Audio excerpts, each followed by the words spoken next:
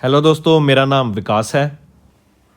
तो दोस्तों, आज की वीडियो में हम कुछ बहुत ही इंपॉर्टेंट करंट अफेयर्स डिस्कस करेंगे। टॉपिक रहेगा हमारा indexes and reports of September month. ये वीडियो आपके लिए काफ़ी हेल्पफुल रहेगी, तो इस वीडियो को एंड तक ज़रूर देखिएगा। अगर आपने हमारे चैनल को सब्सक्राइब नहीं किया तो जल्दी से जाके इसको सब्सक्राइब कर दें, हमारी वीडियो को लाइक कर दें। तो आइए फ्रेंड्स, सेशन स्टार्ट करते हैं, लेकिन उससे पहले आप सभी के लिए कुछ इंपॉर्टेंट इन्फॉर्मेशन।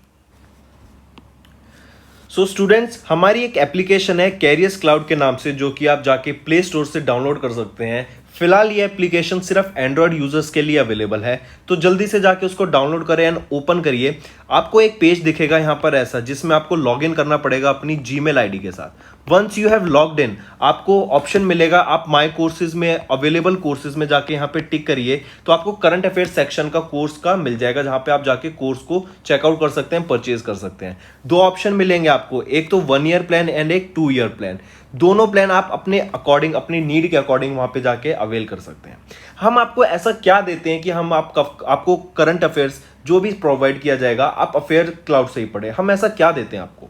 हम आपको डेली करंट अफेयर्स प्रोवाइड करते हैं। ये समझिए, पीडीएफ मिलेगी आपको daily, both Hindi as well as an English, दोनों लैंग्वेजेस में आपको करंट अफेयर्स की पीडीएफ प्रोवाइड की जाएगी। इसके साथ साथ आपको याद रखना है कि डेली हम आपका करंट अफेयर्स का क्विज भी लेते हैं एप्लीकेशन पे, जो कि बहुत ज्यादा रिवीजन के लिए हेल्पफुल रहेगा।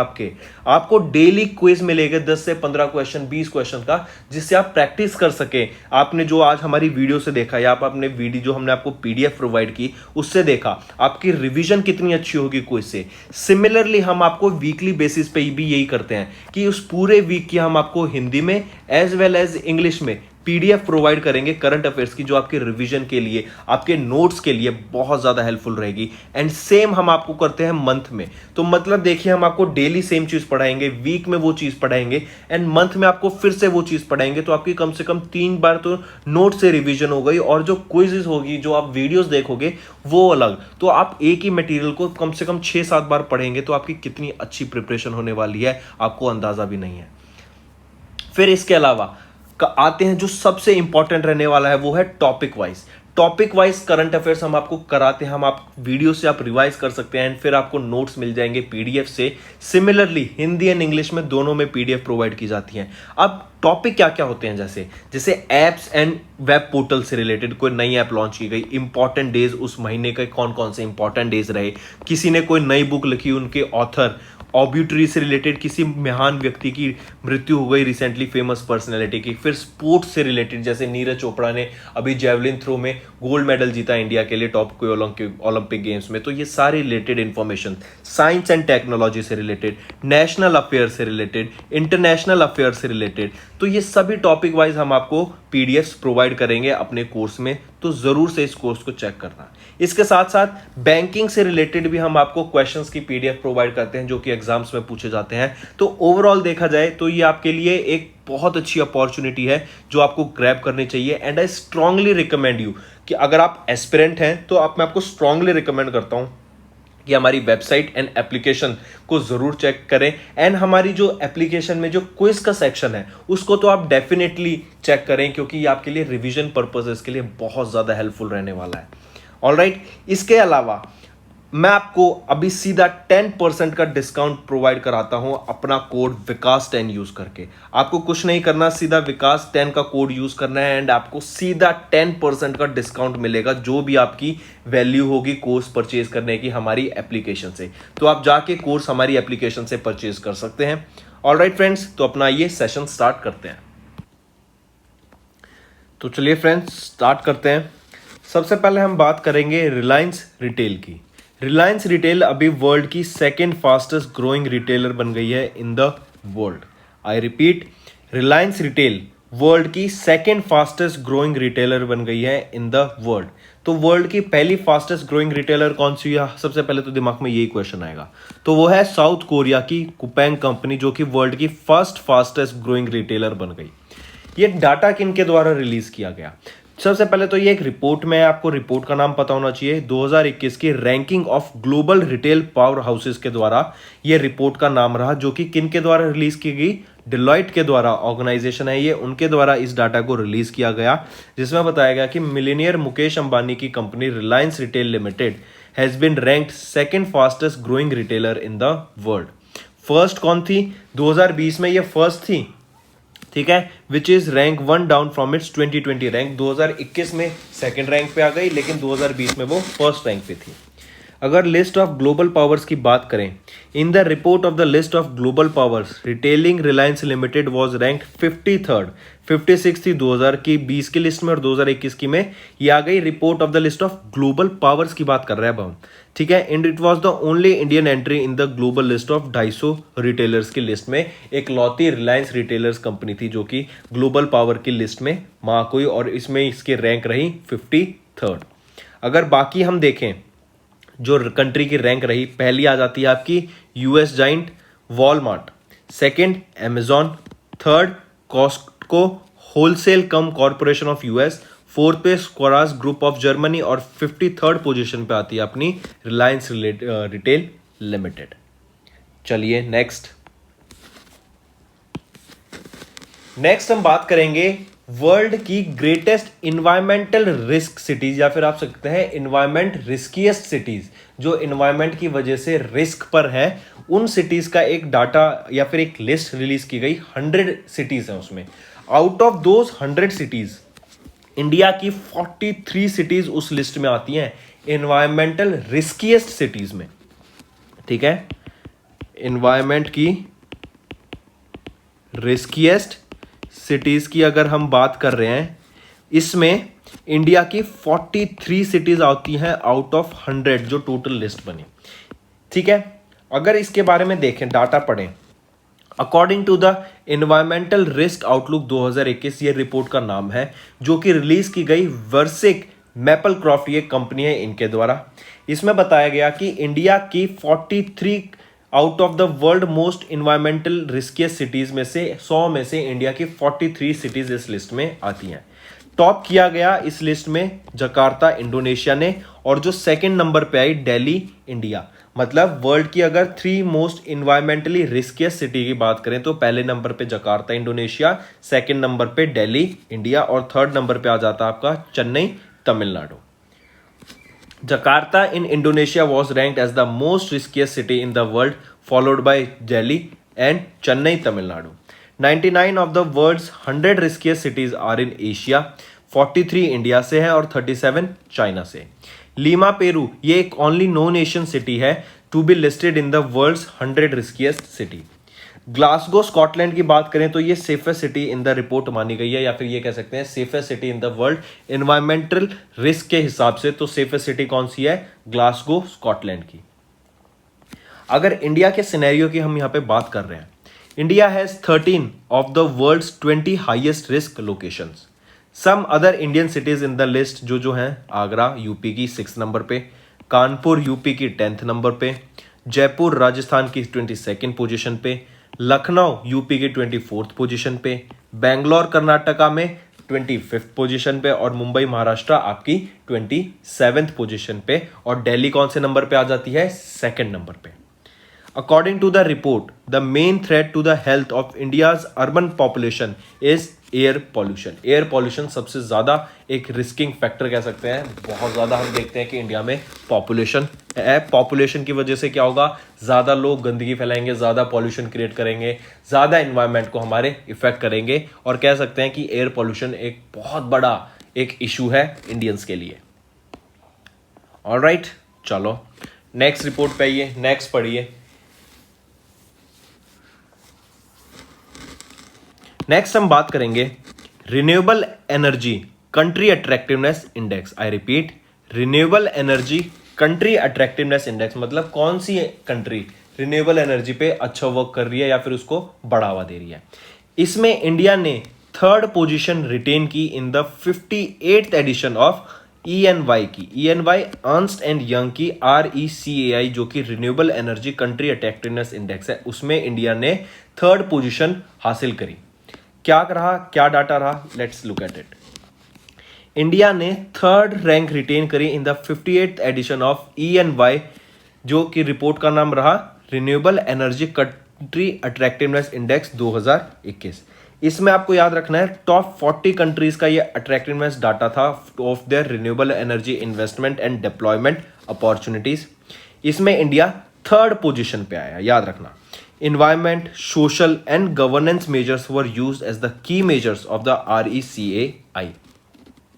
इवन एमिड कोविड-19 2020 में the investment in renewable energy capacity बढ़ गई 2% से, और ये 2% कितना है आपका, रफली अराउंड 303.5 बिलियन US डॉलर का। And the renewable capacity installs increase by 45% to 265 gigawatt of energy. अगर इसी लिस्ट में अगर हम डाटा देखें, रैंकिंग देखें, तो टॉप पे रहा आपका मोस्ट अट्रैक्टिव कौन सी रही, US, सेकेंड रहा आपका चाइना, थर्ड रहा इंडिया, फोर्थ पे आता है फ्रांस एंड फिफ्थ पे आएगा आपका यूनाइटेड किंगडम। आपका ये है renewable energy country attractiveness index 2021 का, जो कि रिलीज किया गया किसके द्वारा, EY अर्नस्ट एंड यंग के द्वारा।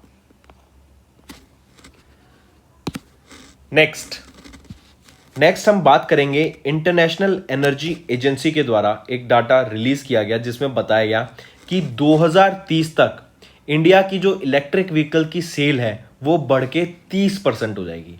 मतलब electric vehicles will make up 30% of Indian auto sales in 2030। ये एक रिपोर्ट रिलीज की गई इंटरनेशनल एनर्जी एजेंसी के द्वारा। ग्लोबल ईवी आउटलुक 2021 ये इस एनुअल रिपोर्ट का नाम था। इंटरनेशनल एनर्जी एजेंसी के द्वारा इसको रिलीज किया गया और इसने बोला कि जो इलेक्ट्रिक व्हीकल की सेल है इंडिया में वो बढ़ जाएगी 30% से बाय 2030।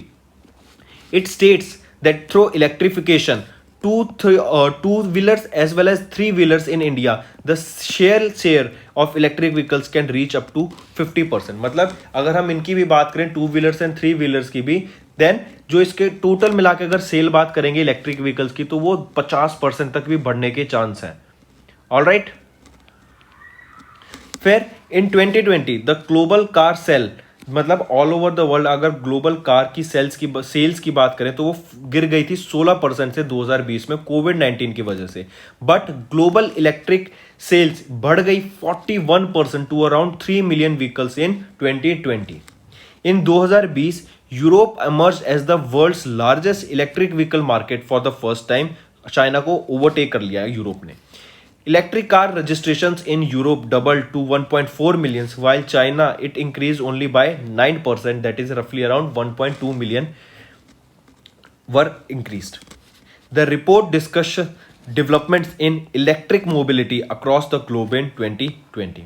अगर इंटरनेशनल एनर्जी एजेंसी की बात करें तो एग्जीक्यूटिव डायरेक्टर हैं डॉक्टर फतेह बिरोल और इनके हेडक्वार्टर रहेंगे पेरिस, फ्रांस में। सिमिलरली अगर हम ISA इंटरनेशनल सोलर अलायंस की बात करें तो इसका हेडक्वार्टर कहाँ पर है, इंडिया में। इंडिया में कहाँ पर, हरियाणा में। और हरियाणा में भी कहाँ पर अगर बात करें तो गुरुग्राम में, दैट इज गुड़गांव में आपका हेडक्वार्टर रहेगा इंटरनेशनल एनर्जी एजेंसी का।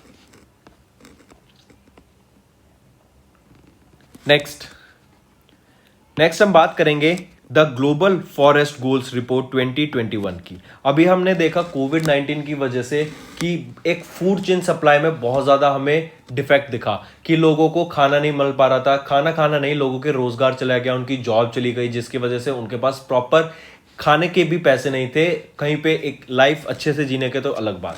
तो अब लोगों ने क्या देखा कि क्यों ना अपना फॉरेस्ट में जाके रहने लग जाए। फॉरेस्ट में जाके रहेंगे कुछ लोग, उससे क्या होगा कि वहाँ पे उनको जो फूड है वो फ्री में मिलेगा, पानी फ्री में मिलेगा, उनको रहने के लिए पे नहीं करना पड़ेगा, रेंट की दिक्कत नहीं होगी। किसी को फूड के लिए किसी कहीं जाके, जैसे अगर वो फल सब्जी अगर तोड़ रहे हैं किसी पेड़ से, तो उनको उसके लिए पेमेंट नहीं करनी पड़ेगी। बट अगर हम अगर कुछ लोग करते हैं, जैसे 100 में से अगर 1 या 2 लोग इसको कर रहे हैं, तो वो बहुत चीज ठीक है, नॉर्मल है, एंड वो इन्वायरमेंट पे, आपको फॉरेस्ट पे इफेक्ट नहीं डालेगी। लेकिन अगर 100 में से 90 लोग ये चीज कर रहे हैं कि वो फॉरेस्ट में जाके शिफ्ट हो रहे हैं एंड वो वहां पे लोग वहीं पे अपना टाइम स्पेंड कर रहे हैं क्योंकि उनको जॉब नहीं है, उनके पास खाने को पैसे नहीं है, तो और वो फॉरेस्ट के रिसोर्सेज को ही अगर यूज कर रहे हैं, तो वो क्या होगा, एक फॉरेस्ट का ओवर एक्सप्लॉयटेशन होगा। मतलब जितना वो रिसोर्स प्रोवाइड कर सकता है उससे ज्यादा उसको एक्सप्लॉइट कर रहे हैं। जैसे हम पेड़ को काटते हैं, हम उतने पेड़ लगाते नहीं हैं, लेकिन जितने हम पेड़ काट देते हैं लकड़ी के चक्कर में, तो वो ओवर एक्सप्लॉयटेशन है। तो सिमिलरली आपको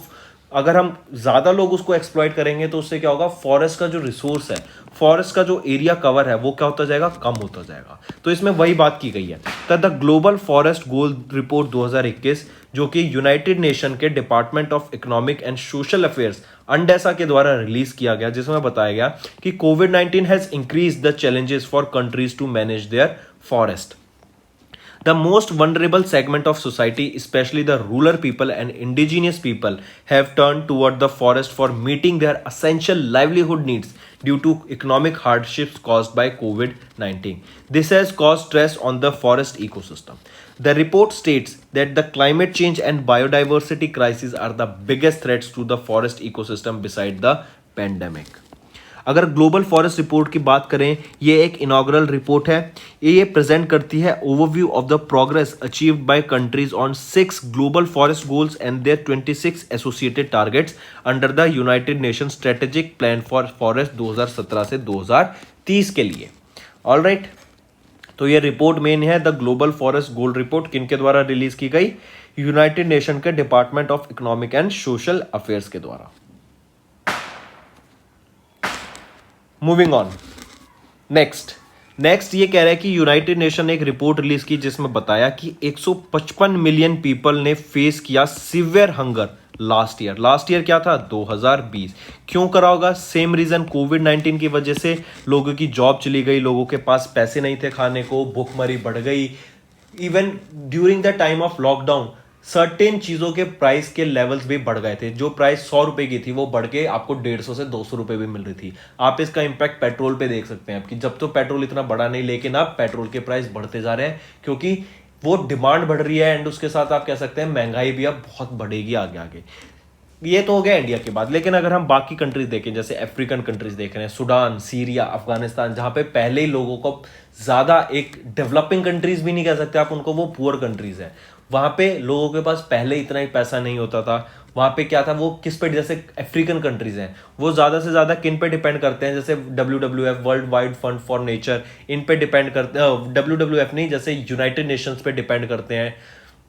क्यों, क्योंकि वो उनको फिर फूड प्रोवाइड करता है, उनको शेल्टर प्रोवाइड करता है, उनको मेडिसिन, उनको एजुकेशन, क्योंकि वहाँ पे गरीबी है लोग, वहाँ पे बहुत ज़्यादा अभी भी कोई डेवलपमेंट नहीं है। तो ऐसे टाइम पे लोग, वहाँ पे डिजीज़ भी बहुत ज़्यादा है, लोगों को अवेयरनेस नहीं है।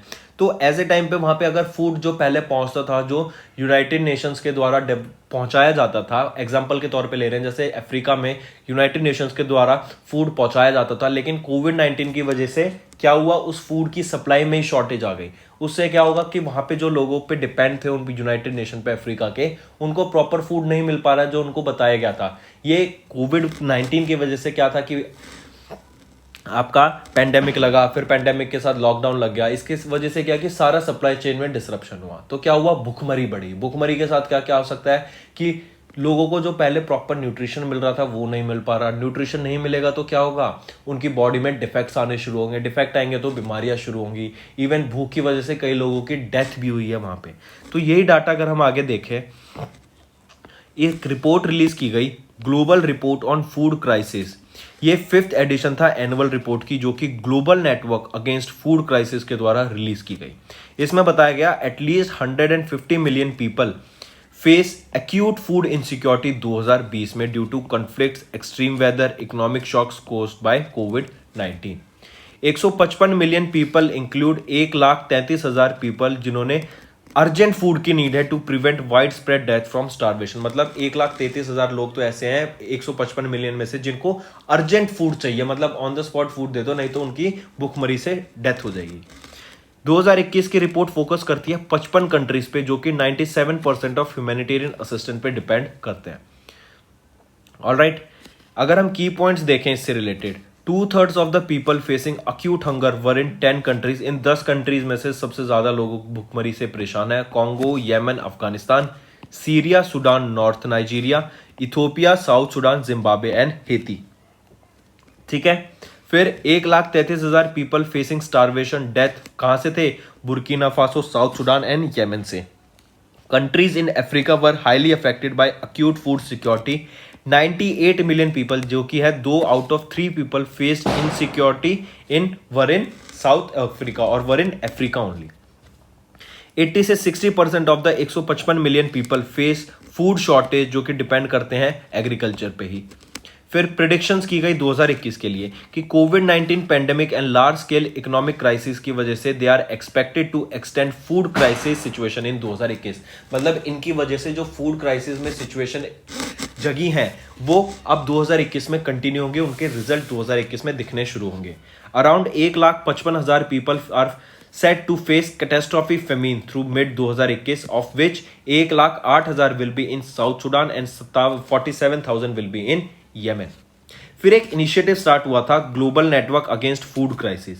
ये एक इनिशिएटिव था जो कि लॉन्च किया गया था European Union, FAO of United Nation and World Food Programme WFP के द्वारा ड्यूरिंग 2016 की वर्ल्ड ह्यूमैनिटेरियन समिट के दौरान। It was set up to increase the resilience of vulnerable people's livelihood to food crisis.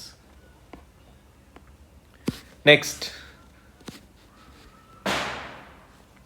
हम बात करते हैं global report on internal displacement 2021। अभी हम देखें कोविड की वजह से कह लीजिए या फिर आपने अपने दोस्तों को देखा होगा कि दूसरे देश में पढ़ने चले जाते हैं, क्यों? क्योंकि उनको लगता है यहाँ पे स्कोप नहीं। तो सिमिलरली वॉर की वजह से, क्लाइमेट की वजह से, कोविड-19 की वजह से, पेंडेमिक की वजह से हमने देखा है कि जो लोग अपनी कंट्री को छोड़ के दूसरी कंट्री में जा रहे हैं उनका जो डाटा वो बहुत ज्यादा बढ़ गया है। ठीक है, war, climate has displaced tens of millions in 2020 alone, a global report on internal displacement 2021। Report का नाम रहेगा global report on internal displacement a changing climate. ये एक रिपोर्ट थी इंटरनल डिस्प्लेसमेंट मॉनिटरिंग सेंटर के द्वारा रिलीज की गई, जिसमें बताया गया कि almost around 55 million people at the end of 2019 आपका डिस्प्लेस कर चुके होंगे। मोर देन 85% बोले तो 48 million people were displaced due to conflict and violence and around 7 million people due to natural disasters. Around 5 million new displacements were recorded in 2020, which is the highest in 10 years. Conflicts or natural disaster force someone to flee within their own country every second of 2020. Internal displacement यहाँ पे हो गया, अपनी country में ही उन्होंने displace किया। External displacement हो गया जैसे आपका एक कंट्री से, इंडिया से कोई यूएस पढ़ने चला जाए, इंडिया से कोई कनाडा, आपका स्विट्जरलैंड या फिर कहीं और पढ़ने जा रहा है, तो वो चीज आपकी हो गई migration. Alright, the highest number of internally displaced people in 2020 was in China.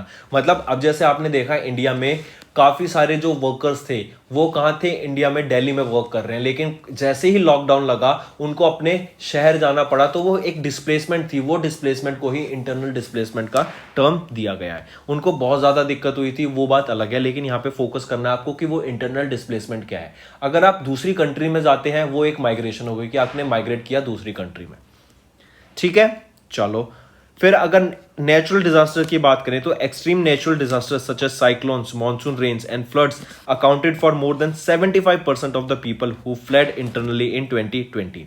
Natural disasters triggered 3 times more displacement than conflict and violence. Moving on next report क्या कह रही है हमारी? नेक्स्ट रिपोर्ट कह रही है कि अगर हमें 2050 तक अपना जो टारगेट है net zero carbon emission by 2050 उसको अचीव करना है, तो उसके लिए हमें क्या करना पड़ेगा? उसके लिए बोला गया कि हमें जो ऑयल एंड गैस प्रोजेक्ट्स पे हम जो अपने आगे डेवलपमेंट प्रोजेक्ट्स लाने वाले हैं, तो उनको ऑयल एंड गैस पे शिफ्ट ना करें। मतलब जो एनर्जी उसको रन करने के लिए लगेगी उसको ऑयल और गैस पे शिफ्ट ना करें, रिन्यूएबल एनर्जी पे ट्रांसफर करें। तो ये रिपोर्ट रिलीज की गई इंटरनेशनल एनर्जी एजेंसी के द्वारा। रिपोर्ट का नाम है नेट जीरो बाय 2050। किसके द्वारा रिलीज की गई? इंटरनल एनर्जी एजेंसी के द्वारा। Halting new oil, gas and coal fields will be the key to achieving net zero global emission by 2050. Achieving net zero emission is a vital to limit the increase in average global temperatures to less than 1.5 degree Celsius. The current pledges of the nation across the world are insufficient to curb global temperature rise. They will result in an increase of 2.1 degree Celsius by 2050. अगर हम बात करते हैं road map for net zero emission, this report has listed a new roadmap for achieving net zero global carbon emission, setting around 400 milestones. Energy investment needs to increase to 5 trillion US dollar a year by 2030 from 2 trillion US dollar at present. Installation of solar voltaic मतलब solar panels को ज़्यादा लगाओ ताकि हम 2030 तक 630 gigawatt की energy generate कर रहे हैं हर साल। इतनी एनर्जी को हमें बढ़ाना है। विंड पावर को हमें 390 गीगावाट से बढ़ाना है। It is 4 time the target set in 2020 for new capacity additions. मतलब ये 4 टाइम्स हमें अभी जो हमारे गोल्स है ना उसको 4 टाइम तक बढ़ाना है, जब जाके हम कार्बन एमिशन को जीरो कर पाएंगे, नेट जीरो कर पाएंगे 2050 तक। ऑलमोस्ट 90% ऑफ इलेक्ट्रिसिटी जनरेशन कहां से आनी चाहिए? रिन्यूएबल से आनी चाहिए बाय 2050, और जो बाकी आनी चाहिए कहां से? न्यूक्लियर पावर से आनी चाहिए।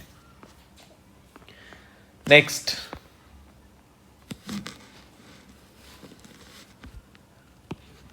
हम बात करेंगे मोर देन 70% स्नो लेपर्ड का जो हैबिटेट है ना वो अभी तक अनएक्सप्लोर्ड है। मतलब स्नो लेपर्ड आपने पता है माउंटेन्स में रहते हैं, वो एकदम सेक्लूडेड एरिया में रहते हैं जहां पे मतलब इंसान का जाना बहुत मुश्किल होता है, क्योंकि पहाड़ों पे कौन चढ़ेगा, वहां पे फिर उनका ठंड बहुत ज़्यादा होती है। तो इन सारी चीज़ों को मद्देनजर रखते हुए देखा गया, एक रिपोर्ट अभी रिलीज हुई जिसमें बताया गया, world wide fund for nature के द्वारा इस रिपोर्ट को रिलीज किया गया और बोला गया कि अभी तक जो स्नो लेपर्ड का हैबिटेट है ना वो सिर्फ 23% तक ही अभी एक्सप्लोर किया गया है, जो बाकी 70% है उसको एक्सप्लोर ही नहीं किया गया है।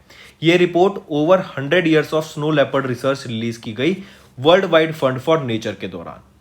इसने बताया कि जो 4 hotspot of snow leopard research है ना have emerged in 1970. The proportion of area with in each country covered by research was the highest in. Nepal में सबसे ज्यादा रिसर्च हुई जहां पे स्नो लेपर्ड मिलते हैं 74%, India 40%, Uzbekistan 39%, China and Russia 25%. The report is based on the analysis of peer-reviewed published papers of snow leopard and its habitat. Rishi Kumar Sharma जो कि एक world wide fund for nature के ग्लोबल स्नो लेपर्ड के lead हैं, is one of the lead authors of this report. इनके द्वारा इस report को टोटल कंसोलिडेट या बनाया गया। फिर अगर की पॉइंट्स की बात करें, जो 12 एशियन कंट्रीज हैं which have snow leopard population, वो है China, Bhutan, Nepal, India, Pakistan, Afghanistan, Tajikistan, Uzbekistan, Kyrgyzstan, Kazakhstan, Russia and Mongolia. इनमें मोस्टली आपके स्नो लेपर्ड्स मिलते हैं। The habitat of snow leopard is expected to decline by 8 से 23% बाय 2070 ड्यू टू इनके क्लाइमेट के इम्पैक्ट की वजह से इनकी पॉपुलेशन और कम होने की आशंका है 8 से 23%। नेक्स्ट कह रहा है कि इंडिया टॉप 2020 के vehicle import into South Africa despite कोविड-19 इम्पैक्ट। मतलब अभी एक डाटा रिलीज किया गया रिपोर्ट में जिसका नाम रहा रिपोर्ट का automotive export manual 2021 of south Africa. इसमें बताया गया, ये सबसे पहले तो जान लो, रिलीज की गई ऑटोमेटिव इंडस्ट्री एक्सपोर्ट काउंसिल के द्वारा। इसमें बताया गया कि India was the top country of origin in volume in terms for passenger cars and light motor vehicle imports into South Africa in 2020। मतलब साउथ अफ्रीका में सबसे ज्यादा इंडियन व्हीकल्स को इंपोर्ट करा एंड ये कब की बात बता रहा हूं? ड्यूरिंग कोविड-19 के lockdown and global decline in vehicle sales में, जब भी इंडिया की व्हीकल्स को साउथ अफ्रीका ने इंपोर्ट कराया। India accounted for 43.2% of total passenger cars and light commercial vehicles imported by South Africa in 2020 alone. Key points देखें तो most of the vehicles जो इंडिया से इंपोर्ट की जाती है fell into the entry level and small vehicle category. India is considered a production hub for entry-level and small vehicles by several global brands. ठीक है, फिर यहाँ पे डाटा दे रखा है कि कितने अमाउंट का कहाँ से परचेज हुआ, कैसे हुआ, वो आप पॉज करके देख सकते हैं। मूविंग ऑन, नेक्स्ट हम बात करेंगे NITI Aayog and master card के द्वारा मिलकर एक रिपोर्ट रिलीज की गई, connected commerce creating a road map for a digitally inclusive Bharat. ठीक है, नीति आयोग कब फॉर्म हुआ था? 1 जनवरी 2015 को इसको फॉर्म किया गया। इससे पहले इसको क्या बोलते थे? प्लानिंग कमीशन कहा जाता था। ठीक है, तो नीति आयोग और मास्टर कार्ड ने मिलकर एक रिपोर्ट रिलीज की, connected commerce creating a road map for digitally inclusive Bharat. क्या है ये, क्यों है, देखते हैं। नीति आयोग के द्वारा एक रिपोर्ट रिलीज की गई, connected commerce creating a road map for digitally inclusive Bharat. यह आइडेंटिफाई करता है challenges in accelerating digital financial inclusion in India and provides recommendations for making digital services accessible to 1.5 billion citizens of India. अभी तक अगर आप देखें ये report release की गई डॉक्टर राजीव कुमार जो कि वाइस चेयरमैन है नीति आयोग के। अगर आप अभी तक देखें कि इंडिया में ओनली 22 आप कह सकते हैं 15 to 20% लोगों के पास ही इंटरनेट अभी तक अवेलेबल है, बाकी जो पॉपुलेशन है उनके पास अभी तक इंटरनेट पहुंचा ही नहीं है। तो आप देखेंगे तो धीरे धीरे स्मार्टफोन लोगों के पास जाएंगे, वहां पे इंटरनेट की सुविधा उनको अवेलेबल होगी, इतने रिमोट एरियाज में जाएंगे तो ऑटोमेटिकली जो एक आपका डिजिटल कहते हैं ना एक डिजिटल रेवोल्यूशन होता है, वो इंडिया में डिजिटल रेवोल्यूशन एक आ चुका है, एक डिजिटल रेवोल्यूशन और आने वाला है। ठीक है, की रिकमेंडेशंस क्या रही इस रिपोर्ट की?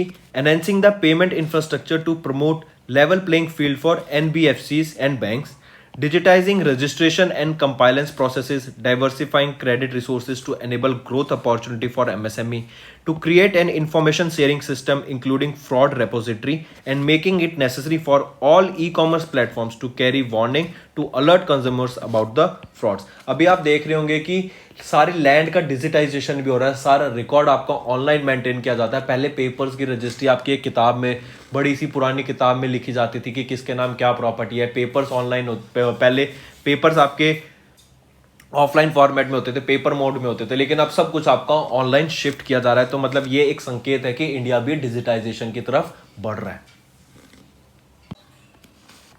तो चलिए फ्रेंड्स, वो सेगमेंट तो हमारा खत्म हो गया इंडेक्सेस एंड रिपोर्ट का। अब हम बात करेंगे कुछ इंपॉर्टेंट एमसीक्यू क्वेश्चंस जो आपकी रिवीजन में बहुत ज्यादा हेल्प करेंगे, उसको डिस्कस करते हैं। आइए स्टार्ट करें। सबसे पहले हम बात करेंगे हड़प्पन सिविलाइजेशन की। कब, किस ईयर में हड़प्पन सिविलाइजेशन डिस्कवर की?